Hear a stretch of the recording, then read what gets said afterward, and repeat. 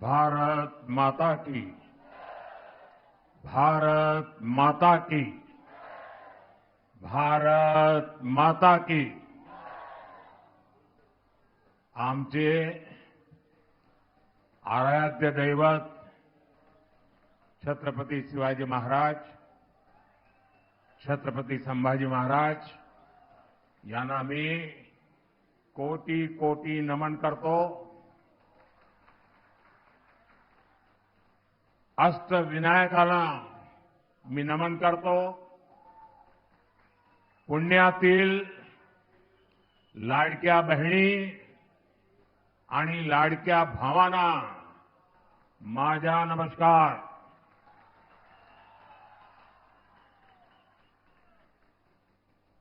मैं देख रहा हूं वहां कोई सज्जन हमारी मां की बहुत बढ़िया चित्र बना करके लाए हैं। ये कोई सज्जन है जो मोदी को भी उठा के खड़े हो गए हैं। मैं आपका बहुत आभारी हूं। बच्चे भी बहुत कुछ बना के ले आए हैं। कोई इनको कलेक्ट कर ले भाई। जो लाए हैं पीछे अपना नाम पता लिख दे ताकि मैं आपको चिट्ठी भेजूंगा। आपका ये प्यार मेरे लिए बहुत बड़ी पूंजी है।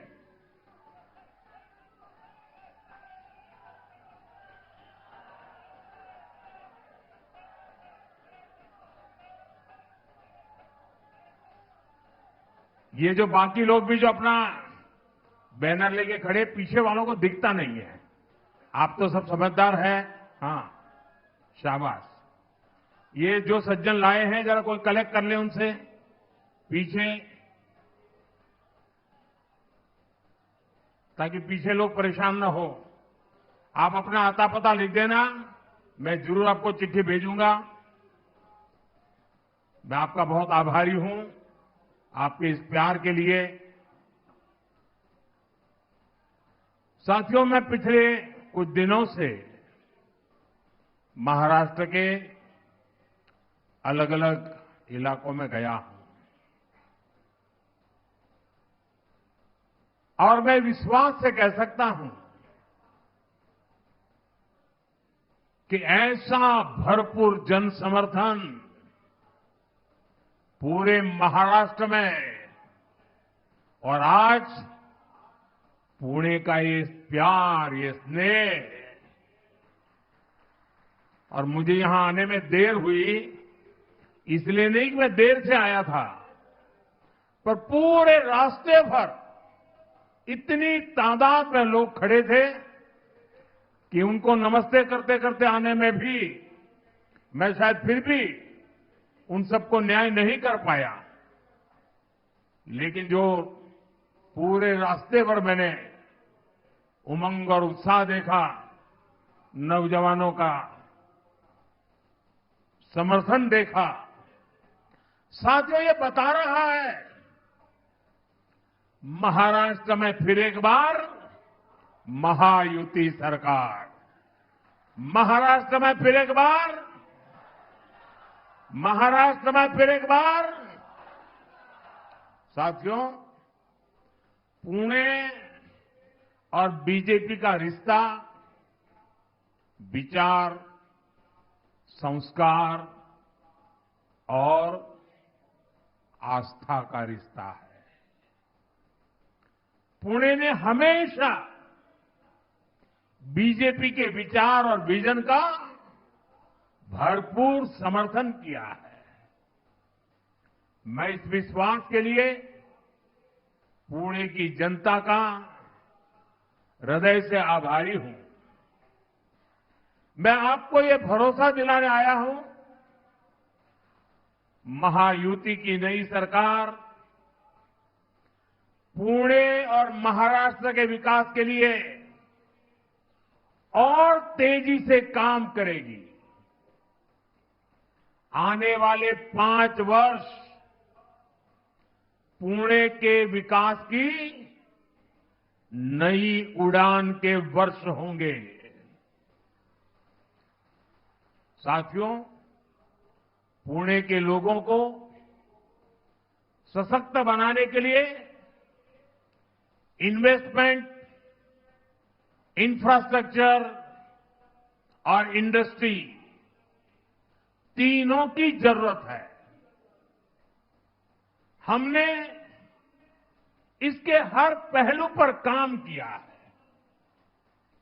पिछले 10 वर्षों में विदेशी निवेश में, फॉरेन डायरेक्ट इन्वेस्टमेंट में रिकॉर्ड बढ़ोतरी हुई है और पिछले 2.5 वर्षों में जो भी कंपनी निवेश के लिए भारत आ रही है, उसकी पसंद की लिस्ट में हमारा महाराष्ट्र सबसे ऊपर है।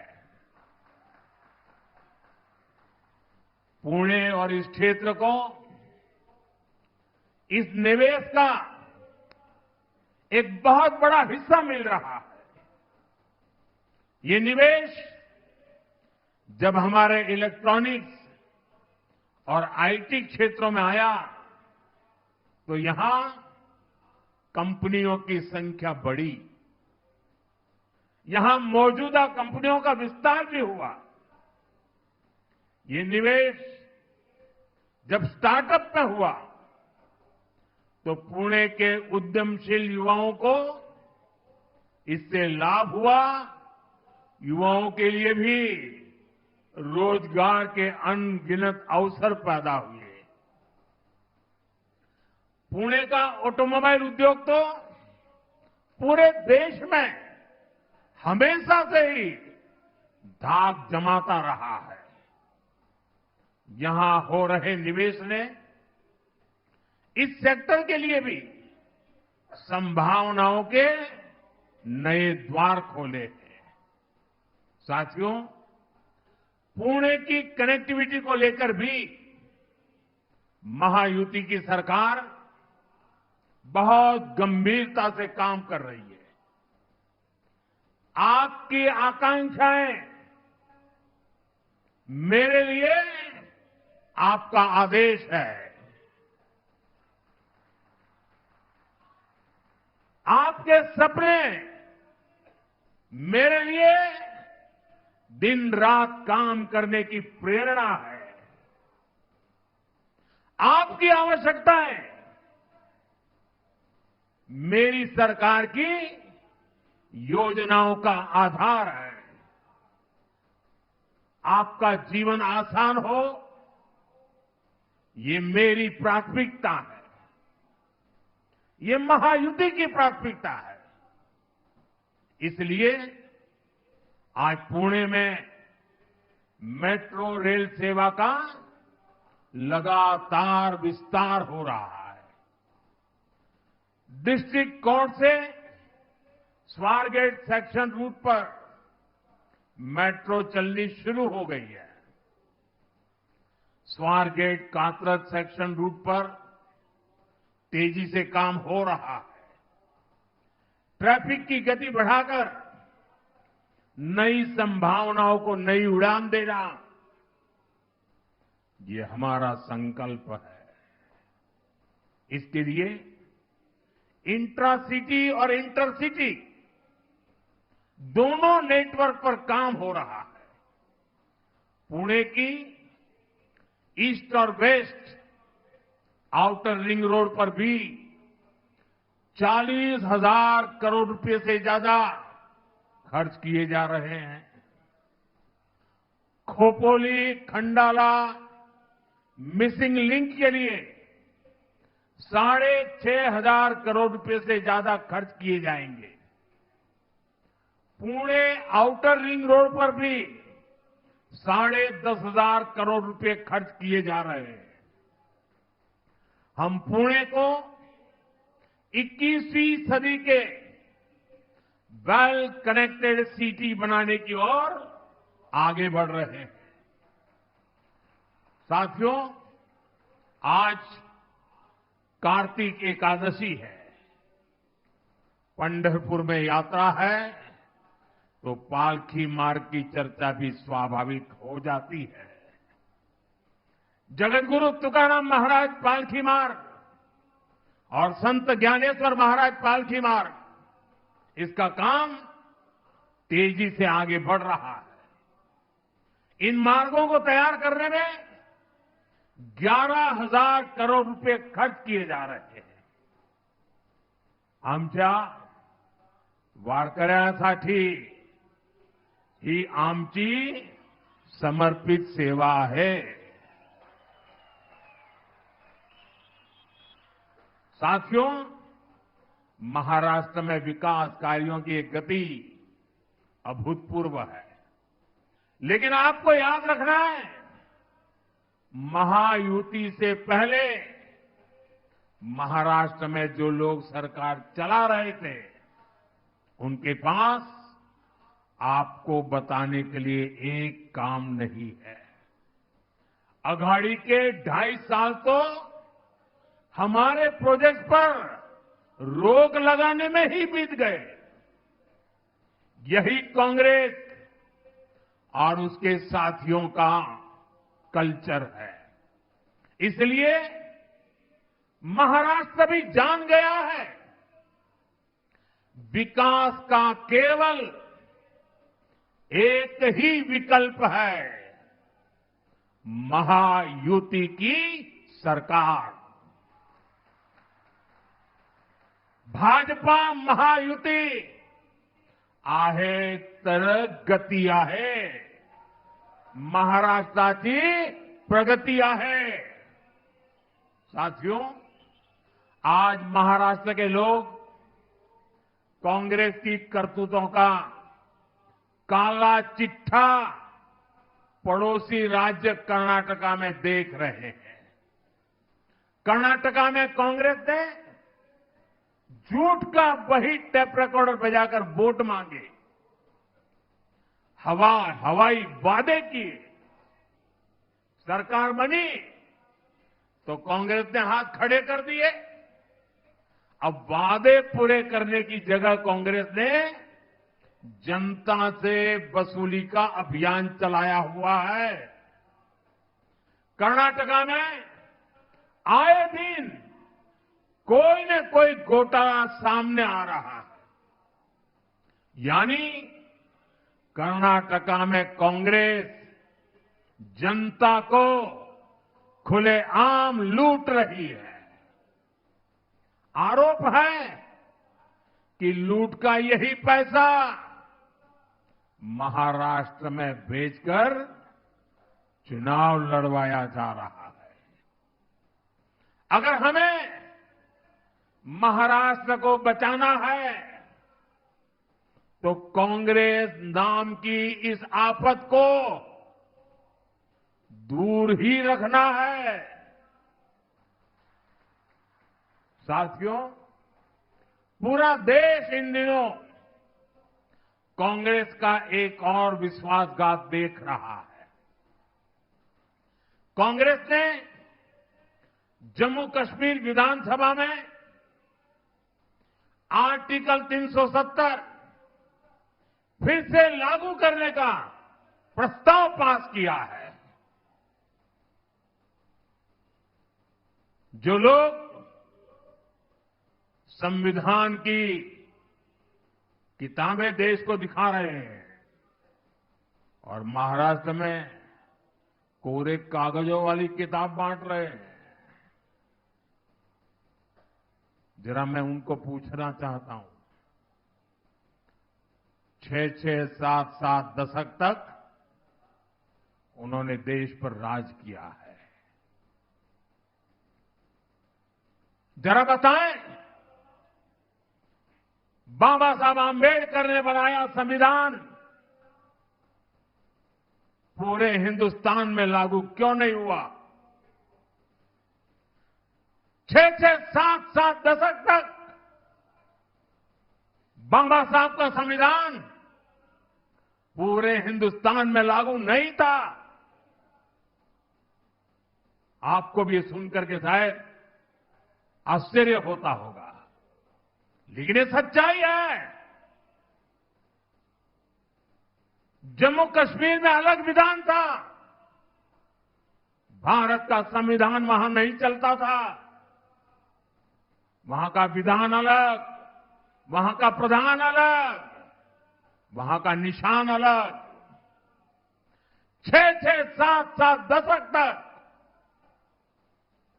पहली बार बाबा साहब का संविधान जम्मू कश्मीर में तब पहुंचा जब आपने मोदी को सेवा का अवसर दिया।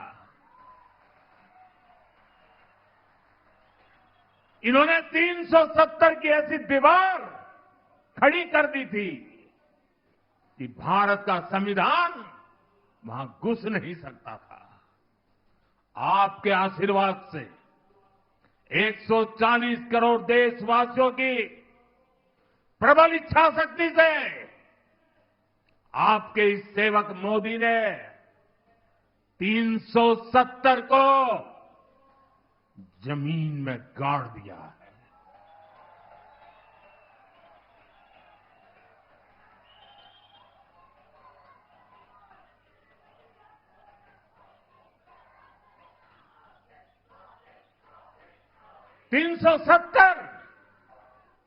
जिसने कश्मीर को भारत से काटने का काम किया, 370 जिसने कश्मीर में आतंकवाद और अलगाववाद को हवा दी, 370 जिसने कश्मीर में भारत का संविधान लागू नहीं होने दिया, बीजेपी ने उसे खत्म करके कश्मीर में तिरंगा फहराया है।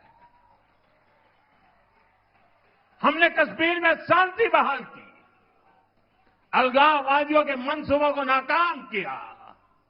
जिस लाल चौक में कभी हिंदुस्तान के तिरंगों को जूते के नीचे रौंदा जाता था, आज शान से लाल चौक में तिरंगा झंडा फहरता है। इस बार दिवाली में लोगों ने देखा है कश्मीर के लाल चौक में दिए जगमगा रहे थे, हजारों दिए जगमगा रहे थे और लोग बड़ी शान से दीपावली का त्योहार मना रहे थे। लेकिन कांग्रेस और उसके सभी चट्टे बट्टे साथी फिर से जम्मू कश्मीर में 370 लागू करने के लिए विधानसभा में प्रस्ताव पास कर रही है। मैं पुणे के मेरे देशभक्त भाई बहन, मैं आपसे पूछता हूं और मैं आशा करता हूं कि आप पूरी ताकत से जवाब देंगे। कश्मीर में फिर से 370 लागू करना, ये किसकी मांग है? किसकी मांग है? ये किसकी बात है? साथियों, पिछले 70 साल से ये भाषा सिर्फ और सिर्फ पाकिस्तान बोलता रहा है और आज जो भाषा पाकिस्तान बोलता था वो भाषा कांग्रेस बोल रही है, उसके चट्टे बट्टे बोल रहे हैं। साथियों, शाम का समय है, पुणे की नगरी है। देशवासियों को 370 का हमारा जो निर्णय है, जिसको उलटने का कांग्रेस खेल खेल रही है, उनको दिया दिखाना जरूरी है। आप अपना मोबाइल फोन निकालिए और अपने मोबाइल फोन से फ्लैश लाइट जलाइए, जरा मंच वाले भी जलाएं। देख लें देश के लोग, ये 370 हटाने का समर्थन है। देश अब कश्मीर को दूर रखने के लिए तैयार नहीं है।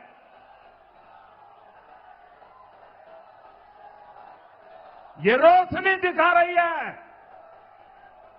कि मेरे महाराष्ट्र के लोग उनकी देशभक्ति को कोई चुनौती नहीं दे सकता है। बोले भारत माता की, भारत माता की, भारत माता की। साथियों, जम्मू कश्मीर में 370 की वापसी की बात न कभी ये देश स्वीकार करेगा और मेरा महाराष्ट्र छत्रपति शिवाजी महाराज की धरती कभी स्वीकार नहीं कर सकती।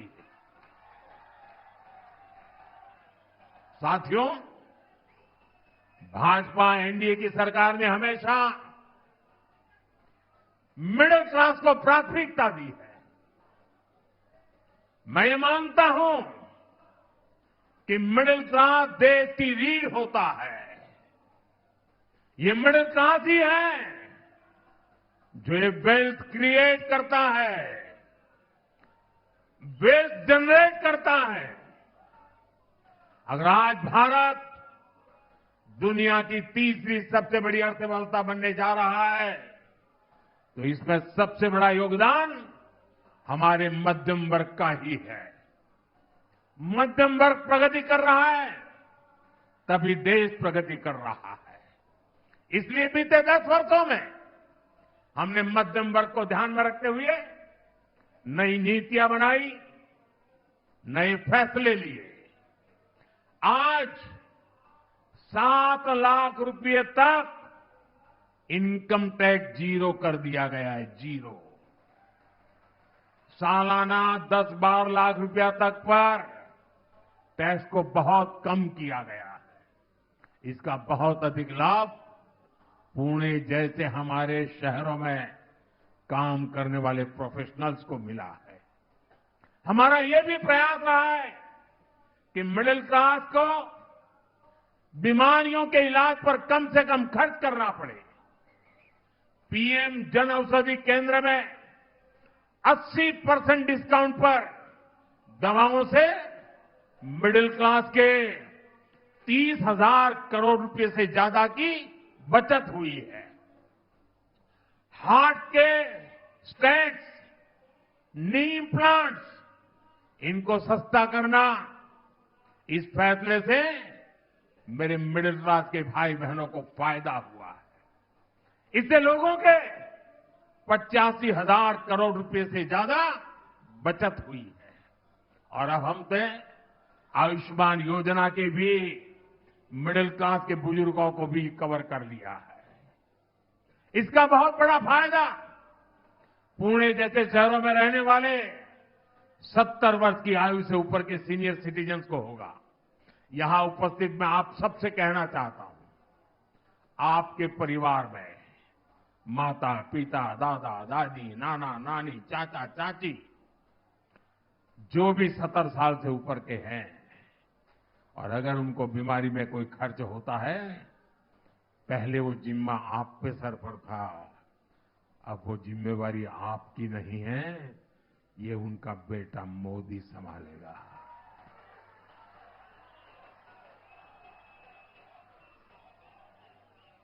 आयुष्मान वय वंदना कार्ड से अब उन्हें 5 लाख रुपए तक का मुफ्त इलाज मिलेगा। लोकसभा चुनाव के दौरान मैंने एक गारंटी आपको दी थी और अब मोदी ने अपनी गारंटी पूरी करके दिखाई है। साथियों, हमारी सरकार गरीबों को तो पक्के घर बनाकर दे रही है, मिडिल क्लास के घरों के लिए भी सब्सिडी दे रही है।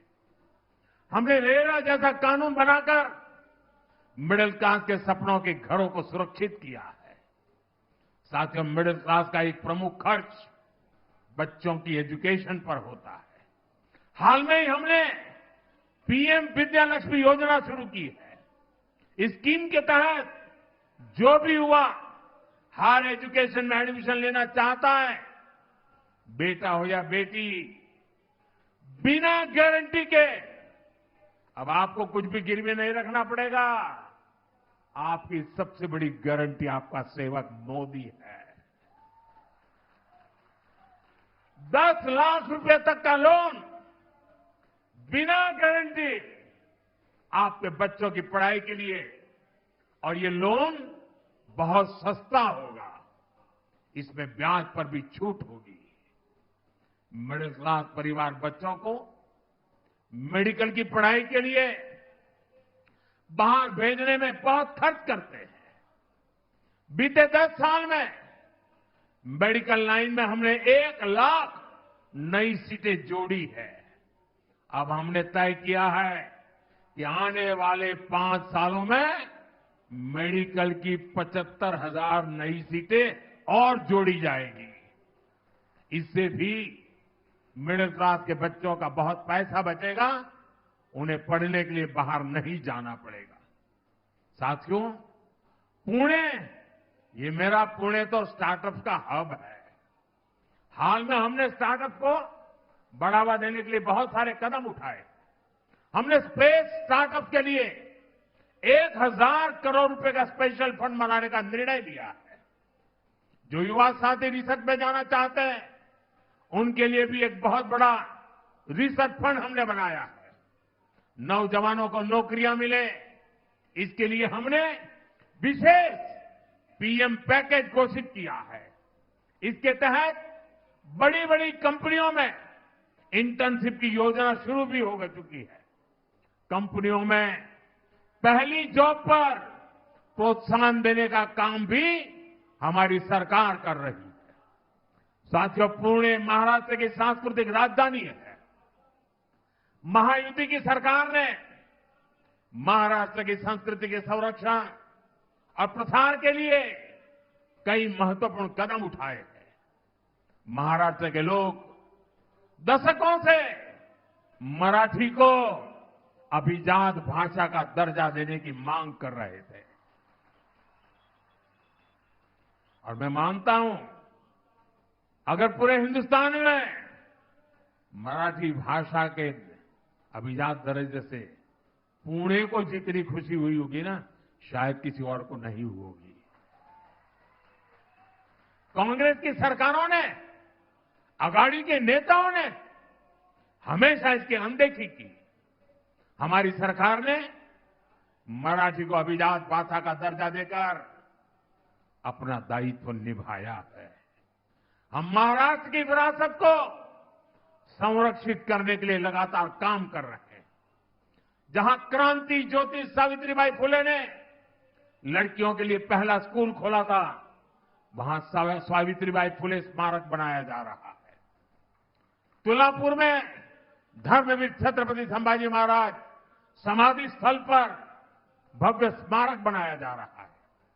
श्री संत संताजी जगनाड़े महाराज समाधि स्थल को नए सिरे से विकसित किया जा रहा है। आंबेगांव शिव सृष्टि के काम को भी आगे बढ़ाया जा रहा है। महायुति की सरकार ने आद्य क्रांति गुरु लहूजी वस्ताद साल्वे संग्रहालय बनाने का फैसला भी किया है। साथियों, ये काम बहुत पहले ही होने चाहिए थे, लेकिन विदेशी मानसिकता की गुलाम कांग्रेस ने महाराष्ट्र की संस्कृति से अपनी नफरत के कारण ये काम नहीं होने दिया। साथियों, कांग्रेस और उसके जैसे दलों ने हमेशा महाराष्ट्र का अपमान किया है। ये धरती छत्रपति शिवाजी महाराज की धरती है, लेकिन कांग्रेस और उसके साथी अगर कसीदे पढ़ते हैं तो औरंगजेब की शान के कसीदे पढ़ते हैं।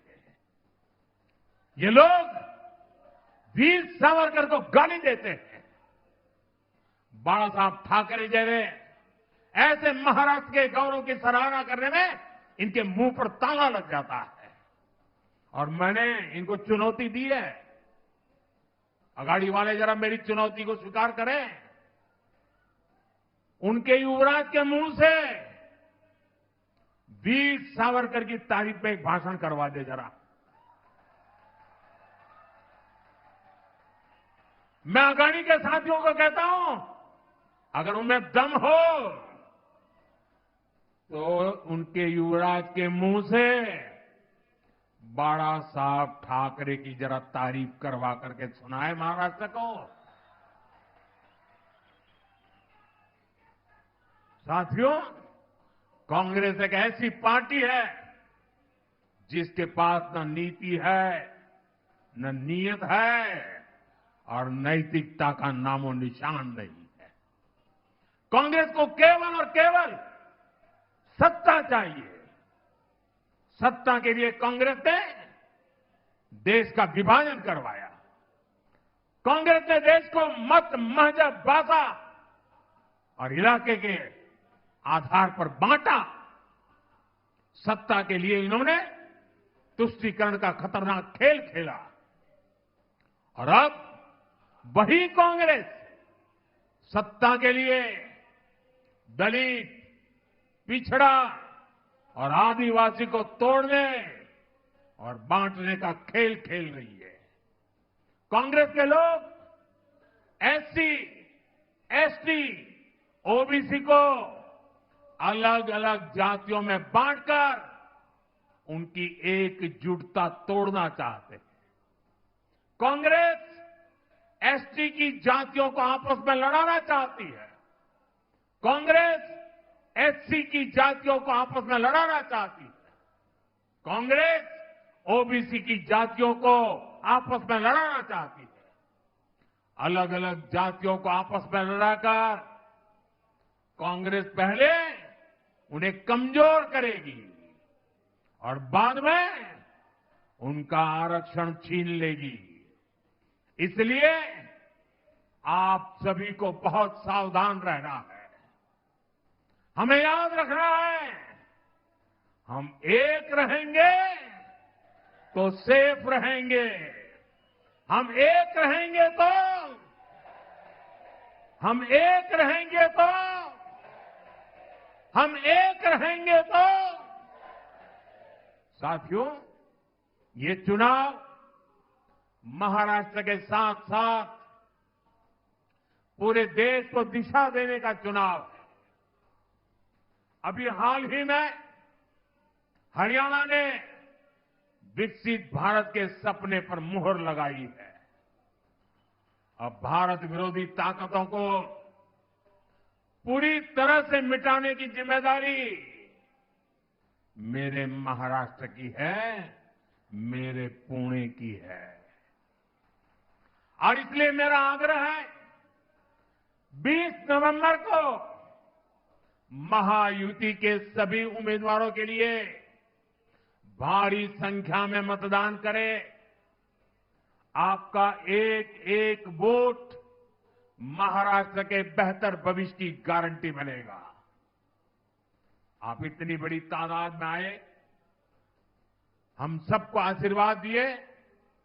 मैं आप सबका हृदय से बहुत बहुत आभार व्यक्त करता हूं। मेरे साथ दोनों हाथ ऊपर करके पूरी ताकत से बोलिए, भारत माता की।